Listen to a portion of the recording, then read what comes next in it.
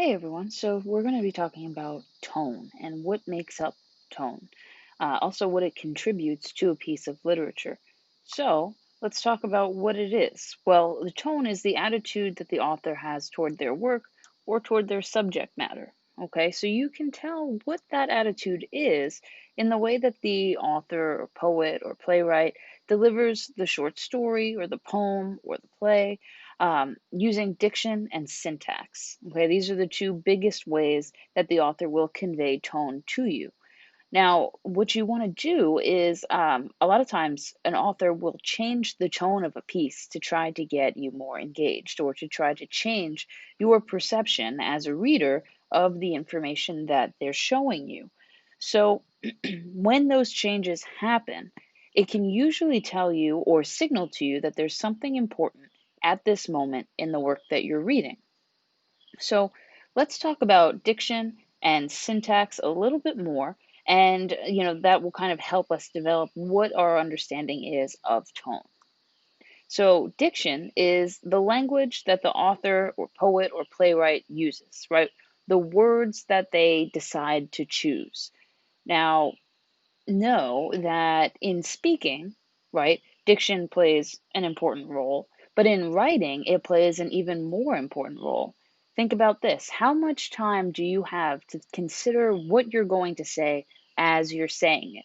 Now, if this is something you've rehearsed, sure, you have some time, but if you're having a conversation, you don't have a huge amount of time to determine what type of words you're going to choose, right? It needs to be pretty instantaneous. But when it comes to writing, authors take the time to develop their ideas and how they're presenting them to the reader, um, in such a way that they are making these choices very conscientiously. There is no, flying by the seat of their pants when it comes to writing and choosing language. So what we need to think of in diction is that there are two different parts. Okay, denotation, which is the definition, right? The definition of a word. And then there's connotation. Okay, connotation is what it means in the context of whatever situation the word is in, right?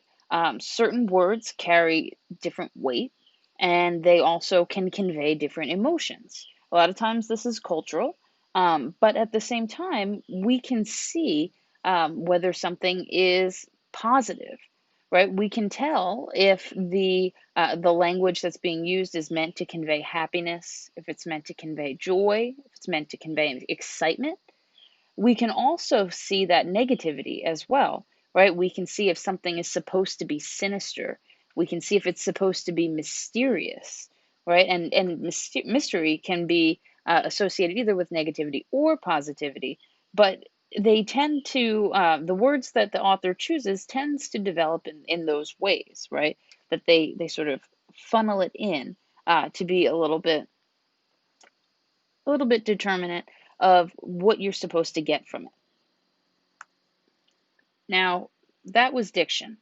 Syntax is, I want you to ask yourself some things, okay? Syntax is the structure of the sentence that you're reading, okay? Ask yourself, well, what do the structure of sentences, what do the choice of language, what does the way that you're interacting with a text, what does it tell you about a short story, poem, or play? Well, let's think about the structure of sentences. There's a few different ways that an author can choose sentence length, right?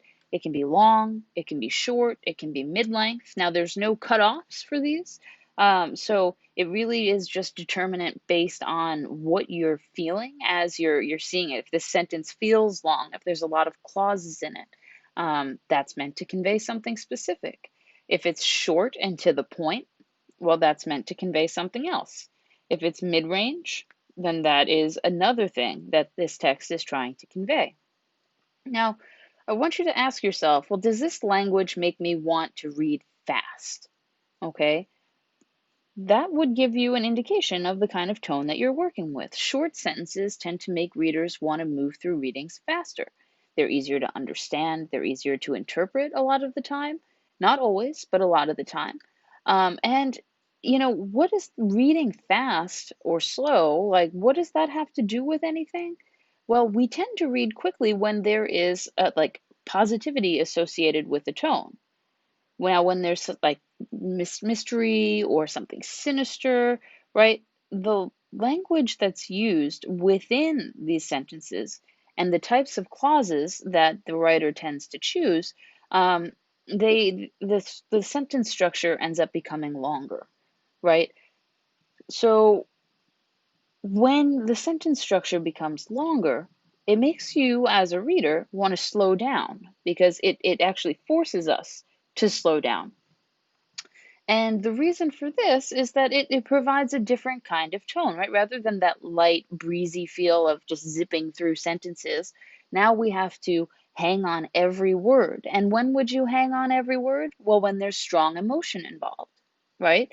So usually strong emotions that we hang on every word tend to be something that is mysterious or something that's sinister. Sometimes it's something that conveys excitement, right? But it's excitement that is layered, right? It's not just, oh my goodness, that was great, right? No, it's something more, right? So you want to think about not only the type of language that your author is choosing to use, but you also want to think about the type of sentences that the author is writing as well. Okay, so both of those things work together to help convey tone. All right, and that's what I'd like you to kind of keep in mind as we go. Now, tone is great for helping to convey a point in an essay, right? When you're utilizing literary elements, you can say that a tone helps contribute to a particular analysis, and that would be 100% acceptable. Now, tone is something that it's difficult for you as a writer to write an essay on, just for the fact that it's so limited to language, right? It doesn't give you the opportunity to develop quite as much. So, my recommendation to you is to use tone to help explain something else, to explain another argument, rather than to base your argument in tone. All right, so that's basically what I wanted to say about tone here. If you have any questions about tone, please let me know. Otherwise, have a great rest of your day, and I will see you in another video.